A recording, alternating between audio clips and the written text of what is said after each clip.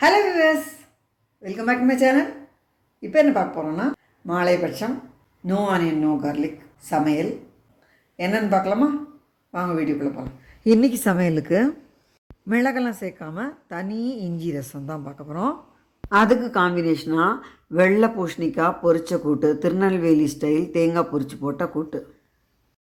இன்றைக்கி மாலைபட்ச சமையலுக்கு பொதுவாக ரசத்துக்கு ரசம் வச்சுட்டு அப்புறம் தான் தாளிப்போம். இந்த ரசத்துக்கு முதல்லையே தாளிக்கணும். இந்த தாளிதத்துலேயே இஞ்சியை சேர்த்து நல்லா வறுத்துக்கணும். இஞ்சி ரசத்துக்கு இது 1 டீஸ்பூன் தேங்காய் எண்ணெய் சூடு பண்ணியிருக்கேன். கடுகு, ஜீரகம், வெந்தயம் சேர்த்து தாளித்து இதுலேயே 2 மிளகா வத்தல், 4 கருவேப்பிலை, ஒரு பெரிய துண்டு இஞ்சியை தோல் நீக்கிட்டு இந்த மாதிரி சதைச்சி வச்சுருக்கேன். இதை சேர்த்துக்கிறேன்.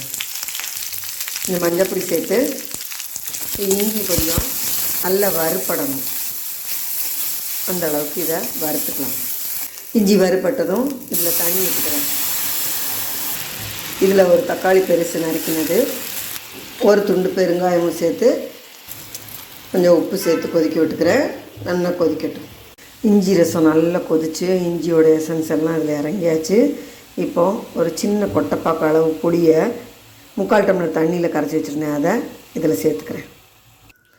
ஒரு அரைக்கரண்டி பருப்பை 3/4 டம்ளர் தண்ணியில் கரைச்சி வச்சுருக்கேன். இதை சேர்த்துக்கிறேன். இதுக்கு ஜாஸ்தி பருப்பு தண்ணிலாம் வேணுங்கிறது கூட இல்லை. இதில் ஒரு சின்ன துண்டு வெல்லம் சேர்த்துக்கலாம். இப்போ நல்லா நுரைச்சி வந்தாச்சு. ஃப்ரெஷ்ஷான கொத்தமல்லி சேர்த்து ஸ்டவ் ஆஃப் பண்ணிடலாம். முதலே தாளிச்சாச்சு. இதுக்கு தாளிக்கெல்லாம் வேணுங்கிறது இல்லை. ரொம்ப ரொம்ப ஜோராக இருக்கும் இந்த ரசம். இந்த ரசத்துக்கு தனியா கிடையாது, மிளகு கிடையாது. இந்த மிளகாத்தல் 2 தாளிக்கிறோம். அதோட இஞ்சியோட காரம் தான். ஆனால் டேஸ்ட் வேறு லெவலாக இருக்கும். இந்த இஞ்சியை நல்லா வறுத்துட்டு இதில் கொதிக்க விடும்போது அதோட சொனை இருக்காது. டேஸ்ட் ரொம்ப நல்லாயிருக்கும். ரொம்ப வித்தியாசமாக இருக்கும். எல்லாருக்குமே பிடிக்கும். நம்ம சேனலில் செஞ்சு காமிச்சிருக்கேன். நிறைய பேர் செஞ்சு பார்த்துட்டு நல்ல சூப்பராக இருக்குன்னு ஃபீட்பேக்கும் கொடுத்துருக்கா. சாப்பிட்டவாளுக்கு தான் தெரியுது இதோட டேஸ்ட்டு. வியூவர்ஸ் கண்டிப்பாக ட்ரை பண்ணி பாருங்கள். திருநெல்வேலி ஸ்டைல் வெள்ளை பூசணிக்காய் கூட்டு.